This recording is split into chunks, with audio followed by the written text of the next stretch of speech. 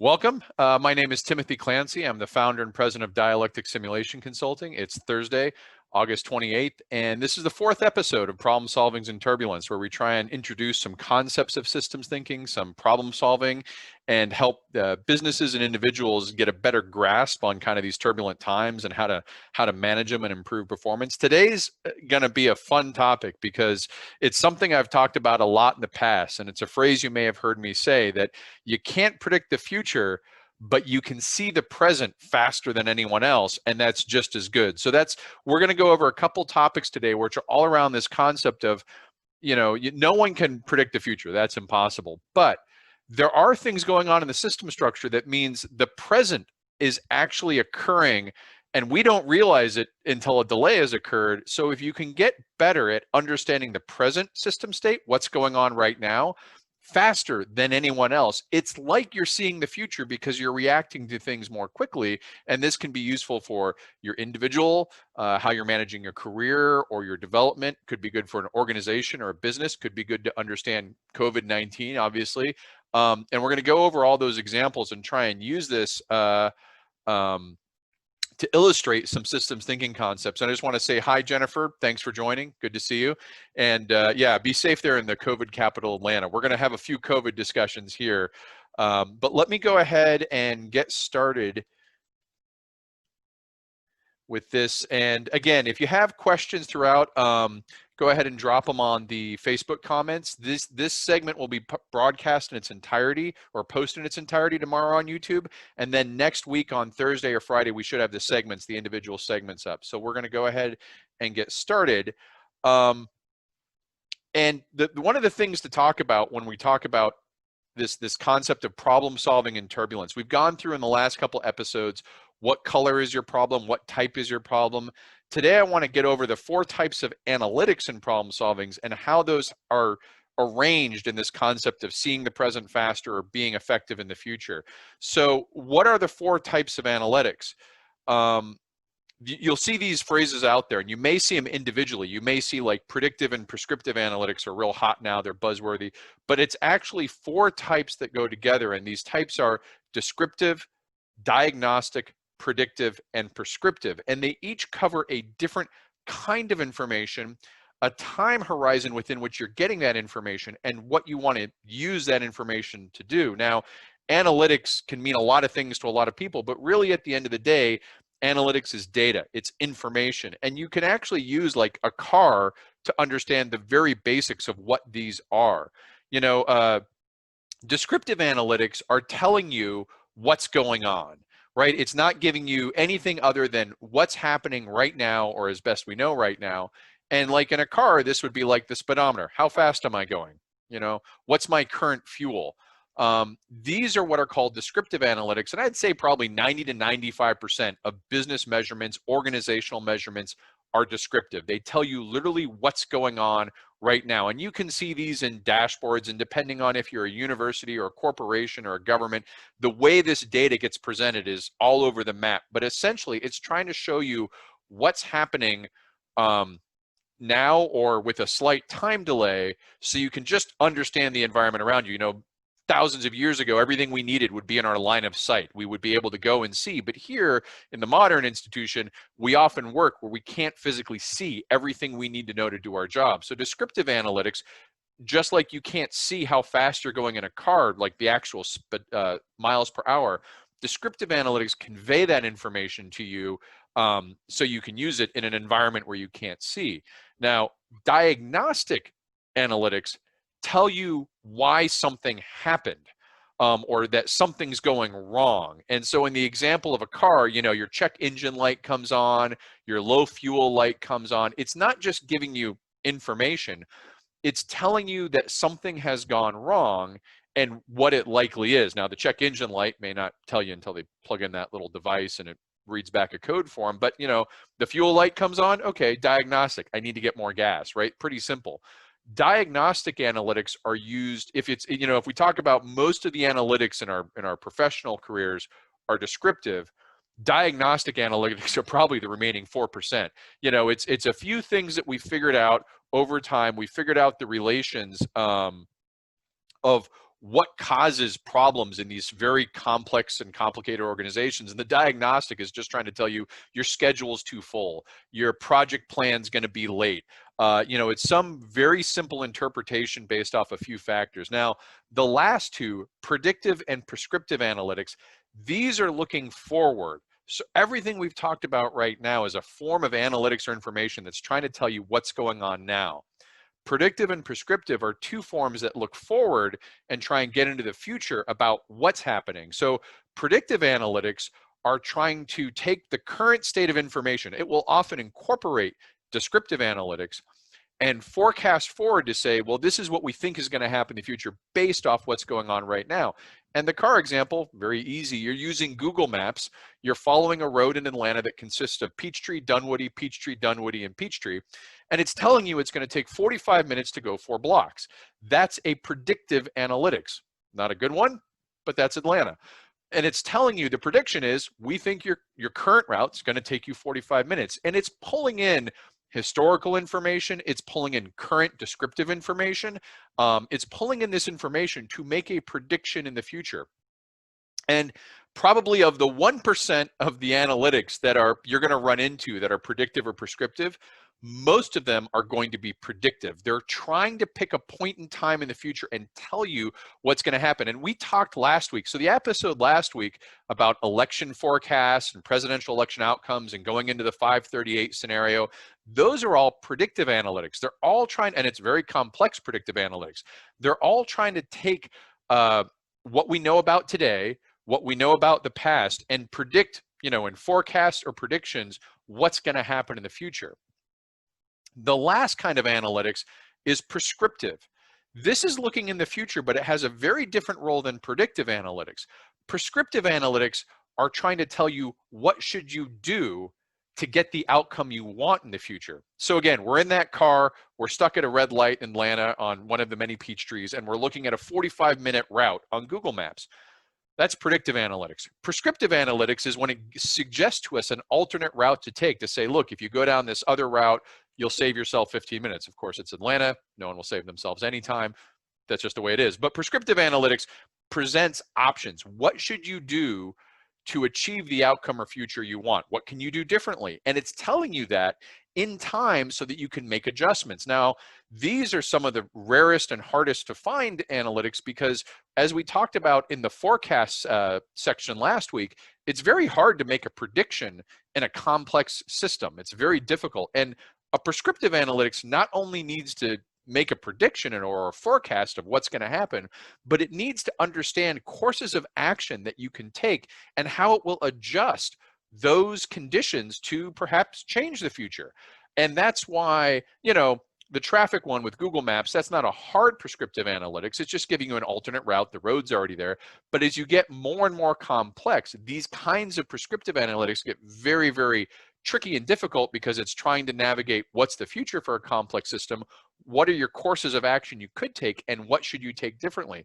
This is being exposed very much in COVID-19 when we're living in a world where we have to deal with both predictive analytics and really prescriptive analytics. Predictive tells us what happens when we don't follow or don't contain the pandemic. It's the prediction of the outbreak, the wave, the flatten the curve. Prescriptive analytics are all those efforts to try and figure out how should you, these come together in pandemic responses. How should you or how should you not respond to this COVID outbreak? And for businesses as well, prescriptive analytics in business are trying to help you with strategy. What should you do? Or just as useful often is what should you not do? I've done some prescriptive analytics exercises with the military where you're really testing solutions to say that one works under no conditions. That's not one you want to do. And you're trying to exclude from the range of options the ones that can't work or won't work. Again, if you have any questions on these, feel free to ask. So the key for problem solving is understanding what kind of problem you're dealing with and what's the right analytic. Now, we've talked about the different colors of problems and how, green are barriers. That's going to be descriptive analytics. What is the nature of the barrier? What's the shape of the barrier? What does it look like? How do I get over it? That's pretty easy. That's pretty basic. We get to the dilemmas. or where there's no good choice. It's a choice between least worst options. Or we get in a quandary where there's a high degree of ambiguity, right? This is where you really want a little bit getting more in the diagnostic and predictive analytics size, because you're trying to say what between these least worst options, which is truly the least worst, or what's going to happen if we don't. Remember, a quandary is future based, but a predicament, which is the purple color problems, that's a quandary that's come today. And you can see this in universities and businesses dealing with COVID. They had quandaries of how to respond to COVID-19, but then they decided to reopen, or they decided to go online, and that quandary was brought forward in time and now becomes a predicament. So prescriptive analytics are those kinds of analytics you would use to navigate your way out of a predicament or quandary. You're not going to be able to do much with just descriptive analytics. So again, using these colors of problems, understanding the types of problems you're facing, and again, the links are all in YouTube to go back and look at some of these past things, helps you pick the right kind of analytics for solving the problem you're working on. So how do you all four of these relate to a time horizon? So this gets into a little bit of the purpose of today. This is a chart that Gartner puts out, and just to clear the chart, on the left is the value, what they call the value to the business, and across the bottom is the difficulty in creating it. And it locates everything I just talked about. Descriptive analytics is what happened. Diagnostic analytics is why did it happen. Predictive analytics is what will happen, and prescriptive is how can we make it happen, or what can we do differently to avoid it. And you see here they've got this time horizon is actually laid into this thing here, and this is information to optimization. But all of the descriptive and diagnostic, what's important to remember is anytime you're looking at analytics, that's time delayed information, and that time delay could be fractions of a second if it's your speedometer on a car, up to months if you're dealing with a complex organization and some report had to be the data collected, the report generated, corrected for errors, released, it gets to management, it filters its way down. All of a sudden, that information could be months or even old. And you need to really understand how far back are you looking at some of these descriptive and diagnostic analytics. Insight is kind of, closer to a short-term future, and foresight is when we want to get into seeing the future. Now, a lot of folks in predictive analytics are trying to tell you to see the future. What I'm trying to say is, and we'll get into, is that's really hard. So and usually not successful. What I recommend is actually getting to see the present faster. And we'll go into a little bit more of what that means. But the types of things that make this up: descriptive analytics, statistics, reports, data. Miss Falconberry's on your bar charts, your line charts, your behavior, those are descriptive analytics. Diagnostic analytics can also be statistics. It may be more of a stoplight chart or a performance measure, some sort of dashboard that tells you when something's going wrong. Predictive analytics, you start getting into simple Monte Carlo simulations. AI, they're using a lot of artificial intelligence to do predictive, where the machine just churns through a bunch of options.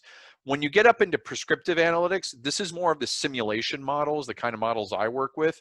And they can be computational, you're using a computer to crunch all the numbers, or it can be systems thinking, you're using the patterns and but the key is you're using some sort of model to understand what's going to happen in the future, and it's rigorous based. You could have a bunch of people sit around and talk about what everyone should do, and we have a technical word for that, it's called Facebook.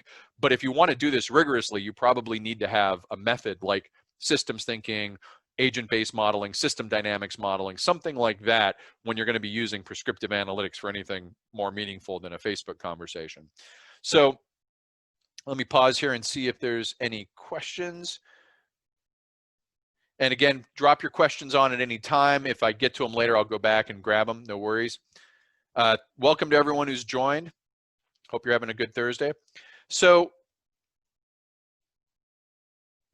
as we get into this concept of seeing the present faster, what makes these analytics tricky, and this is where we get more into systems thinking. So that analytics stuff, you'll see lots of folks out there talking about analytics, but they're not really. All analytics are trying to understand a system. If you're in your car, it's the system of the traffic, and I'm trying to get somewhere and do something. That's the system with you're in. If you're in a university, you're trying to teach classes or hold classes or manage student careers. If you're in a business, you're trying to deliver services or keep employees motivated or manage your costs. If you're in a nonprofit, you're trying to deliver a service. All of these are systems. But the key is there's two parts of a system that we call the visible and latent system structures. And these are very important to understand because, like the name says, we tend to focus on the visible systems because it's easy to see. So this is a diagram that comes from my advisor's paper, and I put the link down here, or the name. But think of it this way. The visible system is what we can see. It's tangible. We can touch it. We experience it. And we tend to put policy paradigms. Policy here could be a strategy for a business. It could be a policy like a corporate or university policy. It could even be a regulation, but we tend to move our policies through the visible system. The problem is there's often a latent system, and the latent system, like it sounds, is sort of an invisible, hidden, opaque. It's hard to see. This is a system that underlies the visible system, and we can talk about down here. This is everything from people's emotions, their psychographic behaviors, their thoughts and their sentiments. If this is just a simple model of me talking to people, the visible system is the people talking to each other, but the latent system is the day they're having, the current state of their emotions, the things they're dealing with from work or family that are affecting how that conversation goes. You won't see those, but it's definitely influencing the conversation. And in system structure, latent systems can also be things like policies that are in place, embedded policies. It can be systemic prejudices or biases. It could be errors that have been built up in the information systems. All of these things in the latent systems have a huge impact on the visible system, but we tend to ignore them, and we do it to our detriment. And often, this note here, you look at this feedback. We put a policy into the visible system. It then has to interact through the latent system before it can come back with an effect in the visible system. Again, these two are divided for convenience, but they exist one on top of the other. You can't simply affect the visible system without touching the latent. And the unintended consequences that often develop are coming from the latent system. And that's why all these things are so tricky in a complex system, is the things that we struggle with are coming from the very system that's hardest to see.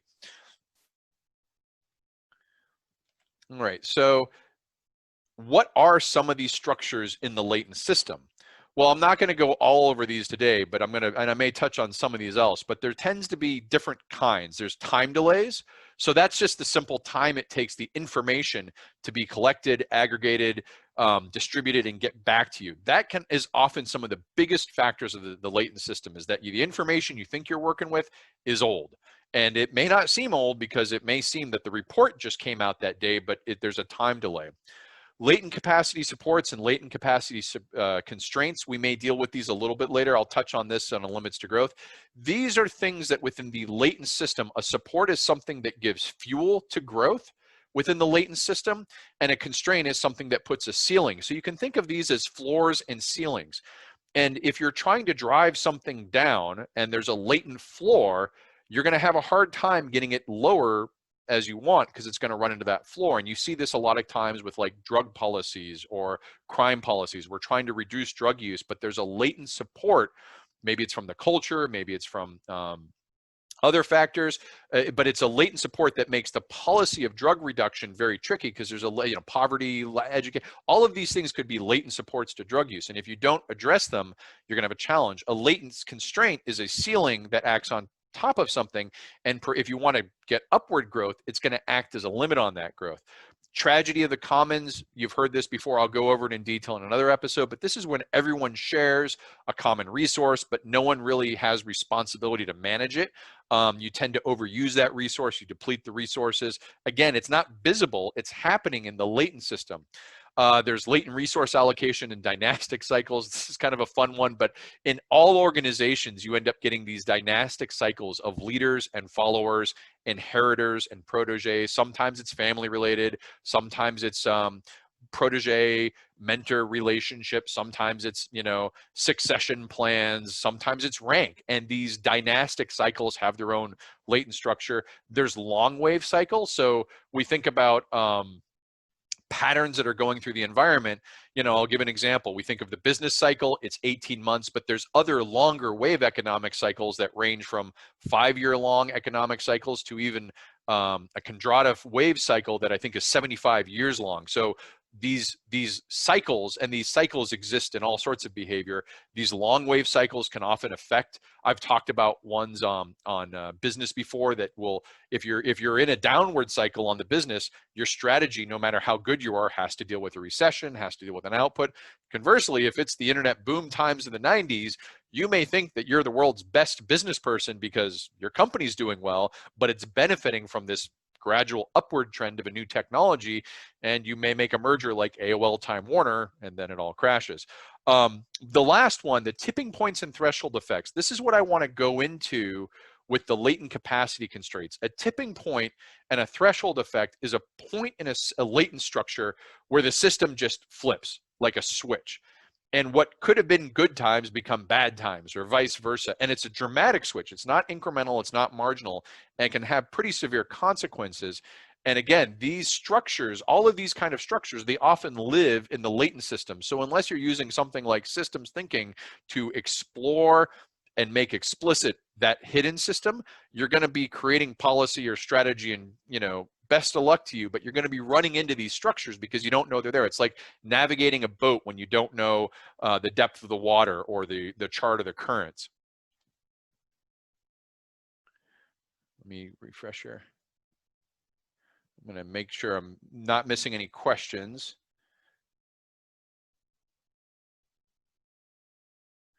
Just a quick pause here before we go on. Facebook may be making it so I'm not. The new Facebook layout is hitting me hard here today. So, well, hopefully everyone's still seeing this, and if the questions pop up, I'll get to them at the end. But right now, Facebook is being extra difficult. So, to continue on, these structures are what create a gap between the system state and what we think we know. And this is what I mean about seeing the present more quickly.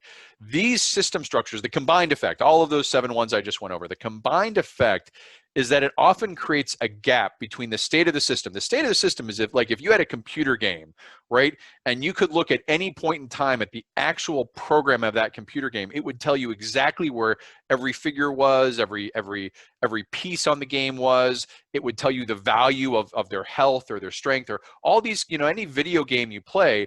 The state of the system is what the computer knows, but the player only knows the information they're getting. And so the system state is often kind of a perfect information, but it's rarely accessible to us, and we don't often have access to it. And the gap is created by these structures. And so I want to use the example of a limits to growth pattern and walk through this to show kind of how these develop. And I'm going to see if I can get up. I got to imagine, may edit this part out here, but here we go.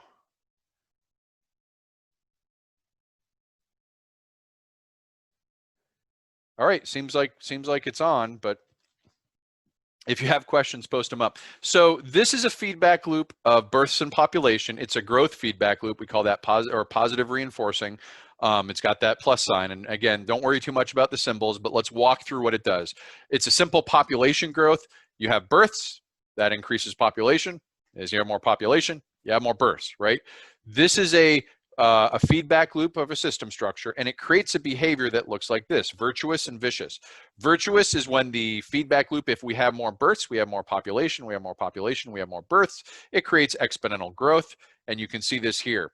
The red is the vicious behavior, which is for some reason, if we have less births, we have less people, less births.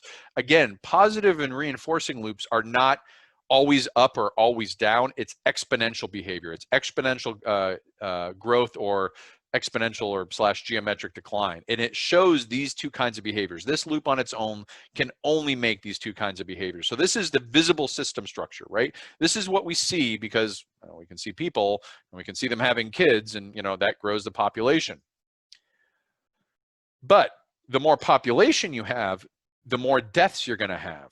Right? People get older, they die, and the more deaths you have, the less population you have. This is a balancing or goal-seeking loop, a negative goal-seeking. And what it means is it's seeking a goal, it's seeking an equilibrium here, And where those equilibriums or that balancing point is located is often based on this latent constraint. So this is where latent systems come in.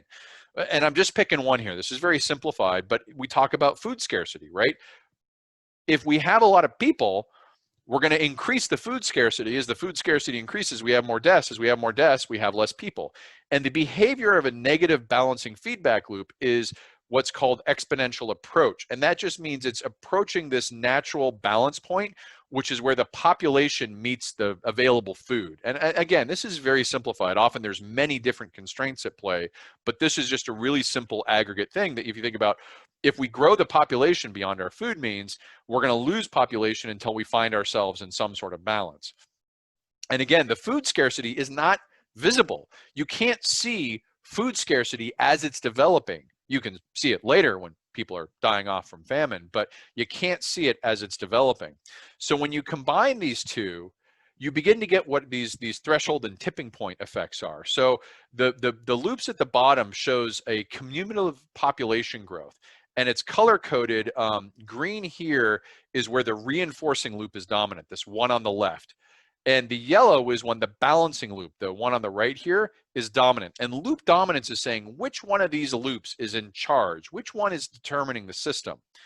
And you can see on the right here, this is a rate of change. So this is the number of people born per year, perhaps, or dying, born per year, or total number of people per year.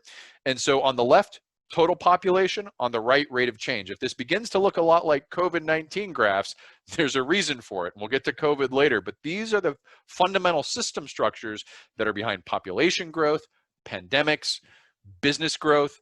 All of these things are often driven by these very simple patterns with similar. But what happens is as the population gets up to a certain point, it hits that food scarcity latent constraint, and the growth rate, and you can see here, your rate of change is very high as your total population increases. But as you hit that limits, the limits are activated. That's what this yellow means. The growth slows down. You begin losing people. It's harder to feed. And you begin reaching that balancing point until you have this balancing effect. And this balancing effect means that you've reached a population at a certain level and it's stopped there. Now, on a rate of change, the rate of change drops dramatically because this is the actual, you go from having 20 people, new people a year in a simple population to having 1 or 2, so it's the rate of change drops off. And you'll see these in COVID predictions when you see the daily rate on one of these, rise and collapse. A wave is a sharp increase in the rate of change followed by a sharp decline and has what's called an S-shaped pattern here on the left. These are all driven by this latent constraint. If you could see into the system at this point in time, you would see we're running out of food and you would know what's going to happen. You're not predicting the future, you're just seeing what the system state is telling you. The system state knows this, but we as the participants don't always know it. Good, so I've got some questions on there. So this is the generic system pattern, and I'm going to show it in business, and then I'm going to run to questions because I saw there was a question. But this, remember, these system patterns are ubiquitous. This is called the limits to growth system pattern, and we can show it again in business. In business, right, we have the two. We have the positive or reinforcing feedback loop. We have the negative or balancing loop. We have sales. The more sales you have, the more successful project. The more successful projects, the more sales. It's growth. It's great. It's virtuous. Things go up. But the more successful projects you have, the more delays you have. Mike, this may sound familiar with contracting. The more delays you have, the less successful projects you have. And the constraint here, the latent constraint's not food scarcity, it's the throughput constraints. The throughput constraint is how many simultaneous projects can I work on and maintain my schedule? If you're doing dispatch, how many drivers do I need on the road to maintain a delivery time? If you're talking IT applications, how many applications of different sizes can I simultaneously be working on? Because this one is driving growth. It wants to expand the growth up, but it hits this latent constraint, which keeps it, again, a constraint's like a ceiling. It's a ceiling on the growth that we'll put in place. And you can see this effect here. Again, it's the same pattern. It's an S-shaped growth on the left with a rise and collapse on the right and rate of change. But you can see same thing happen. We're growing our sales. We're getting more projects. the balancing loop becomes dominant. It's activated at a certain point in time, and that's that tipping point. This is why we call it a tipping point. You can see the tipping point right here in this yellow where the system goes, it was growing straight up, it tips, and it starts going straight down in a rate of change. We call this the threshold effect. What happens on the other side of the tipping point is the threshold effect. Think of it like a balance, like a teeter-totter, right? You can be on one end of the teeter-totter, and you can be fairly balanced and going, but as you start walking forward and get closer to that fulcrum, that center point, that's the tipping point. You take one step on the other side of that, and all of a sudden you're going down. You've switched from going up to going down, and it's a pretty dramatic change. It's no more complicated than that. We're just dealing with system structures we can't see. So let me pause here and go through some of the questions that I'm seeing. Mike is asking, using the skilled trades as an example, I have noticed a trend that they are pushing skilled trades more instead of college over the last years. Seeing how there is a reduction in skilled trade, the wages for skilled laborers have increased. Is this similar to the positive negative loop? Yes, you can think of these as supply and demand too. And the simple economics is a supply demand intercept. And the more sophisticated way is to think of it as feedback, right? As you have more people going into college and getting college degrees, the supply is increasing. The latent constraint is the availability of paid work for those degrees. And in a lot of degrees, the paid work, the supply is outstripping the demand. And so you have this limit to growth in the salary range because they have plenty of people to pick from. And again, these are all simplified. You could talk about H-1B visas and skilled immigrants bringing works and the influence of that, but we're keeping it simple. At the same time, Mike, to your point, there's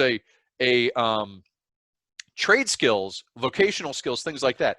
They're underneath their constraint. And they have what you might call a capacity support, a latent support, which is the need of these things to keep the lights on. I need buildings built. I need plumbing done. I need electricians electrifying things. I need stuff to happen, and I need trade skills to do that. So there's a latent support, and if there's not enough supply, it's going to drive that system to balance and find, well, what do you balance on? You balance on increasing the wage to attract people into that trade, and trying to get them to stay in that, perhaps with the unions or the benefits or things like that. These are very simple descriptions of economic effects, but yes, that's a good example. Right, and Mike's saying he hates delays. Some people like delays because in the contract, if it requires the contractor to pay extra wages, overtime to meet the deadline. Yeah, delays can be very nasty because they can catch up on you. And a lot of project management is often about managing these delays and managing them effectively, but very little about project management. PMP is dealing with latent systems effect. It's all of project management as a discipline, even Agile, almost entirely deals with visible system effects. They're not looking at the latent systems. That's why you need something like system structure, structured systems thinking to go in and create these maps to understand what's going on. Tony chimes in, logistics is all about managing those constraints. Absolutely, it's a balancing act to go through all these different structures. Good questions.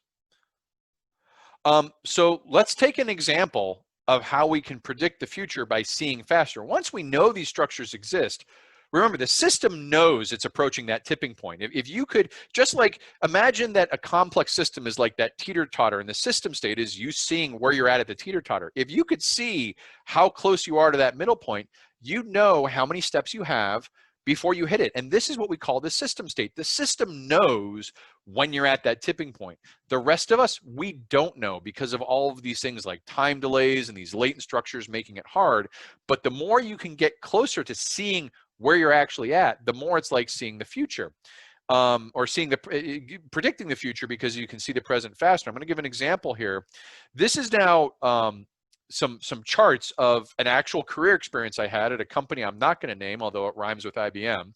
They were introducing a new offering to federal agencies, along with many other consulting firms. This is Six Sigma in the federal government. This is not anything secret or classified. It's been well known that beginning around 2006, there was a big wave of Six Sigma sales into federal agencies. And the effect here is the same, right? You have a growth mode of agencies getting federal, buying Six Sigma, getting it for the first time. You have a balancing loop, but the constraint, that capacity constraint in this case, was the number of federal agencies that have never bought Six Sigma. Think about this, right? Take a step back. There's only so many federal agencies in the government, and it's a lot, but there's a finite number. And over time, every single one of them is going to either buy a Six Sigma offering from some consulting firm, they're going to try a Six Sigma offering and decide, no, we're not going to do that or ever again, and they're off the market. They may replace, or they decide we'll never buy Six Sigma. There's not a whole lot of new federal agencies coming into this pipeline. There's a finite amount. So that constraint is you're always losing new customers who have never bought before. And again, the top chart, this is notional behavior now and notional time. I'm taking the numbers out of this because I want you to focus on the behavior patterns as opposed to like numbers, right? The dash line is first time buyers. And then this again shows the sales when the reinforcing loop is dominant and the balancing loop is dominant. So this actually now overlays the buyers with the sales. And you can see year-over-year revenue growth, or excuse me, dollar, yeah. So down here, Six Sigma is just getting sold. There's a few customers buying it, but most customers have not bought it yet. And all the consulting firms start selling Six Sigma to the federal government. Times are good. But as we're selling it, the first time buyers, the people who have never bought Six Sigma before, they're constantly declining. And it's like that teeter-totter on a pivot. There's a tipping point. And that tipping point occurs, this is notional, so it's not exactly, but it occurs somewhere where you have less first-time buyers and will never again have as many as you had in the past. But at the same time, revenue is increasing. So if you're looking at the system, if you're dealing with this as a manager, you're like, wow, we keep getting more and more money because every year we're selling more and more stuff. You don't see that you're running out of new buyers and everyone's building up teams. They're growing their infrastructure. They're setting sales targets. They're doing these things because why? Well, the past couple of years we did well, so let's see if we can expand further. They're not seeing this latent effect of the capacity constraint of first-time buyers. And where it really comes in business, often you're dealing with rate of change. So this is year-over-year revenue growth. And they're looking at this, I've got here a couple lines, so I want to describe them on this bottom one. Again, this is rate of change. So think of this as year-over-year revenue growth. And the solid line is the actual sales in revenue. And the dashed line here is the management target. Now, management targets are very important because management don't understand the system state. Management can't see the system state, but they're setting targets for performance based on what they think they know. And if you think about here, what we got we had an increase in sales revenue year over year. It's increasing. We're doing better. We're selling to all these new clients. Revenue's increasing. We're expanding. We're adding more teams. We're adding more costs. So management keeps increasing its target, right? And it reaches a point where that tipping point gets activated in the system, but management's not aware of it. They keep increasing the target to a higher level, thinking that things are always going to be as they have in the past. And all of a sudden the sales flatline. So management now says, well, okay, maybe we won't get as much growth, but we should get as much as we had last year. So they flatline the target even while the actual sales are dropping. Because remember, we're constantly declining in new customers. So the actual sales revenue crashes. But the management target is still elevated high because they may not be advancing it, but they're keeping it where it was. There's this time lag. And what happens, this is literally how you see that. If you knew this was coming, and I actually, fortunately, I had been taking my system dynamics and systems thinking, I saw this underway three years before it happened. So I was able to shift my career out. But what happens is you get this latent constraint in the system, the threshold's exceeded, right? We've hit the tipping point. This is latent though. No one can see it. I saw it because I had these charts and I saw it coming. But what happens is the tipping point gets reached and the limits are activated. This means the system is now in a vicious mode. But how would you know it? If you can't see that teeter-totter, you can't see you standing on it. If you were just looking at sales growth, look at your sales revenue. We've increased our sales revenue every year in the past, and we're doing very well on total sales. So why wouldn't I keep increasing the goals? I don't know the tipping point's been reached. This is the danger of latent systems. And management interprets low growth as poor performance of teams. This is really where it gets nasty, right? Management is saying, well, we didn't grow as much as we thought we should have. They aren't considering the first-time buyers being absent, and they assume, well, the team's not being motivated enough. We don't have the right sales materials. We don't have the right package or offerings. Maybe our pricing's off. They come up with all these reasons, but a lot of it gets down to performance. And they simply say, if you don't hit your sales target, you're not getting your bonus, you're not getting your salary, you might get let go. And they actually begin letting go people because they've set the target so high now, the system can't meet them. And only later, at a very delayed state, does the management recognize the system has changed. Remember, in the system, if you could look in the system state, you would find here that we'd reached the tipping point and we're in a vicious cycle. But management only recognizes the system has changed at this far later point. This is what I mean about seeing the present more quickly. If you were able to look in the system and understand this right here, it's not the future, it's actually happening, but you would be way ahead of most management when they reacted to this at a high time lag. And you can see this in another example, right? Think about GDP reports. In December 31st, midnight, somewhere, the last economic activity that's going to be logged in the US is logged. At that point, the system knows what Q4 GDP is, right? Whatever this system state is, it has a perfect knowledge is, but no one knows that because why? It takes like a quarter or 2 quarters to get all that information assembled. We got to check it. The Bureau of Economic Analysis has got to go through it. They got to do all their adjustments. They may not release that Q4 GDP until Q2. And so it's waiting 3 to 6 months to know what happened at the end of 1 year before you get the GDP report. And even then, it's revised over several quarters as they're improving and correcting. So there's a huge time lag. If you were able to know what the GDP of the United States was in Q4 on January 5th, you wouldn't be seeing the future. It's already in the past, but you'd be over here in the latent system and way ahead of everyone who had to wait for this information to be compiled. You would, in effect, be predicting the future because you could say, the GDP for Q4 is going to be X, and everyone else wouldn't know it until April or March. So in some ways, this is what I mean about seeing the present faster. If you can cut through these time delays and understand the latent system structure, you can see these things faster and you can make better decisions. And we can use an example of this in COVID, right? This is the episode archetype is applying this concept now to COVID-19. COVID-19 system structure has a latent and a visible part. And just to clear kind of what's going on, I put a little narrative up here. COVID-19 wave outbreaks exhibit a limits to growth pattern as susceptible population constraint is reached. Well, let's see what that is in the structure part, right? I've got 2 headlines here. And I picked New Zealand because it's an easy example. New Zealand's corporate world hit by coronavirus outbreak. That's March 15th of Reuters, right? That is not, everyone's like, oh, New Zealand's doing great. At the time, New Zealand got hit hard. And what in the visible thing is this COVID-19 growth, right? You have new infections, number of cases. The more new infections you have, the more cases, the more people are infected, the more new infections. This is your positive feedback loop. The balancing loop, the red loop here, is the limit to COVID-19 growth. As you have more number of cases, you have a higher infected population, and as you have a higher infected population, you have less cases because there's less people available to get infected. And this is all based on this latent constraint, the susceptible population. If anyone remembers back in January, I presented this model called the SIR model of pandemics. It stands for susceptible, infected, and recovered. And it's documenting these latent structures of the susceptible population are the people who haven't gotten COVID yet and can. And you can adjust that population if everyone gets sick, just like we ran out of new federal agencies to sell to, you will eventually run out of people who haven't been sick yet. That's not really a good method. It seems to be the one we're testing in the US and in Sweden, but that's not a good way to do it. A better way to do it is to have a pandemic response that moves the susceptible population away from the infected. You talk about the hammer. This is where lockdowns come in. This is where masks come in. This is where,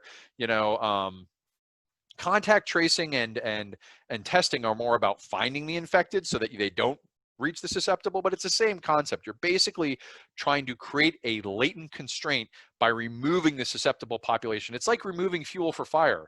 If you take out the fuel that a fire can burn upon, or you starve it of oxygen, the fire is going to go out. And that's manipulating the latent constraint here with a pandemic response, or it can happen naturally. Appreciate your time today. If you have any questions on structured systems thinking, have a problem you'd like our help on, or want to know more about developing your own capabilities in systems thinking, please reach out at the email below. We'd love to hear from you. If you're interested in what we do and want to follow our journey, I've added our LinkedIn and Twitter information. And we plan to regularly update this channel with quick tips and case studies to help you get the most out of your systems thinking and lean efforts. If you want to be notified whenever we add new video content, please consider subscribing to this channel by clicking on the red subscribe button below this video.